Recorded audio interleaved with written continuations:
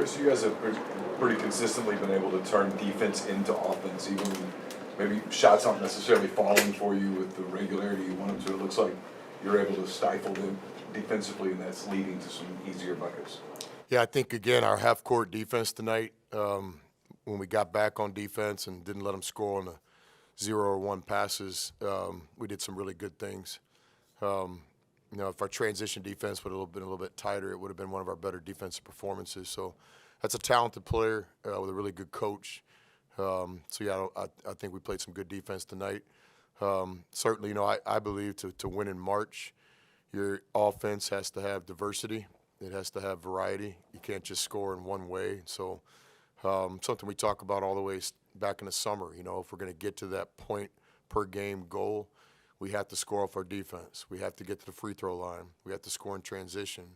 We have to score with half-court execution. We have to get some points off of offensive rebounds, second chances. So, but tonight I think, we made the opponent turn the ball over more than we did, and that was an important part of the game. About low turnover second half. Just from your vantage point with those turnovers in the first half, are they more, do you feel like, self-inflicted or something that LSU was doing? Yeah, I think it's like good news, bad news. The bad news is, to me, it's like talented veteran players making non-basketball turnovers, casual, lazy turnovers that I think, a really good player makes once a month. And so the good news is, if we can ever clean that up, if we can cut it in half, if we can have some guys start embracing games. And so, tonight's game with Brakefield, great example. Brake's aggressive. He was prepared to play. He was locked in. He really wanted to win this game. But his 3 first-half turnovers, it's almost like he's trying too much. The baseline out-of-bounds play where he faked the handoff, dribbling into traffic a couple times, and trying to thread a needle on a home run play. We just need base hits. So I've coached some teams before where we needed some home run plays. We needed a certain player to put on his Superman cape, but not this team. We have talented players. Like, if we'll just come out and play the game, have a leading score, different every game, kind of take what the defense gives us. So the turnover game, we call it just basketball turnovers.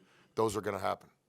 But the non-basketball turnovers, the casual plays, the lazy plays, those are the ones that we're working really hard to try to improve. I mentioned Mikhail being out. Do you have any kind of an update on how long he's out? Yeah, he's in concussion protocol, and so, those things are a lot different than when Keith Carter played, I'll tell you that. I played a little football growing up, and I never heard that word. But no, we got great trainers and great doctors, and Mikhail is as tough as any player I've ever coached. So he's doing everything he can, doctors, trainers, communicating around the clock. He's progressing in the right direction. So we're hoping he can play sooner than later. And again, just recognizing we've had some people step up during his absence. To win 2 SEC games without Mikhail, there's something good going on with our team. Chris, 3 straight games where you've had really strong second-half performances. How encouraged are you by that in this league? But what more do you want to see in the first half? Well, I thought the first 4 minutes of tonight's game was a better start. The second 4-minute game, I think it was a 9-0 run, LSU. That was disappointing. But maybe we took a little bit of a step in the right direction tonight. We came out ready to play.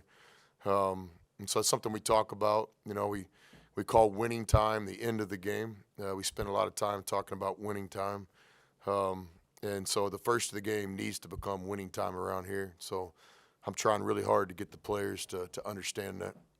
Chris, with I think 5 guys in double-digit points, just what does that show you what this team is capable of? Offensively? It's Ole Miss basketball. It's by design. I don't think you can win 6 games in 3 weekends with one dominant leading scorer.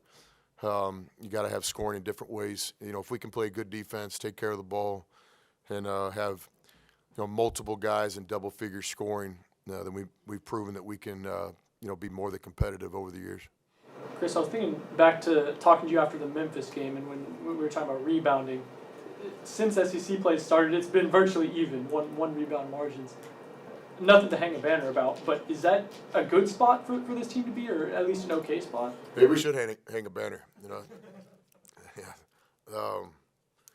Yeah, we'll see. And I'm positive about that because I believe that Georgia's a good rebounding team. I know that Arkansas has length and athleticism.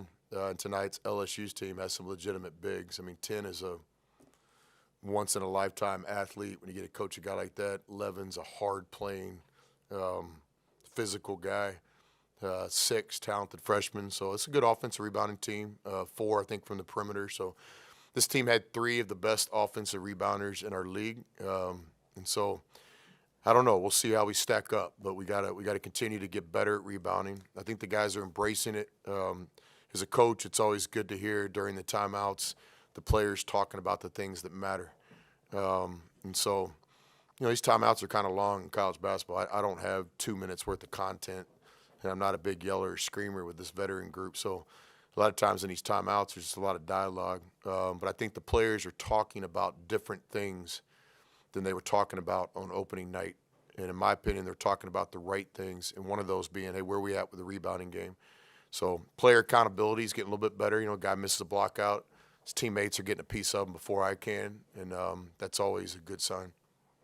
LSU's guards, number 5 and number 1, were pretty inefficient in the second half. Did you do any adjustments to make their lives a little bit more difficult?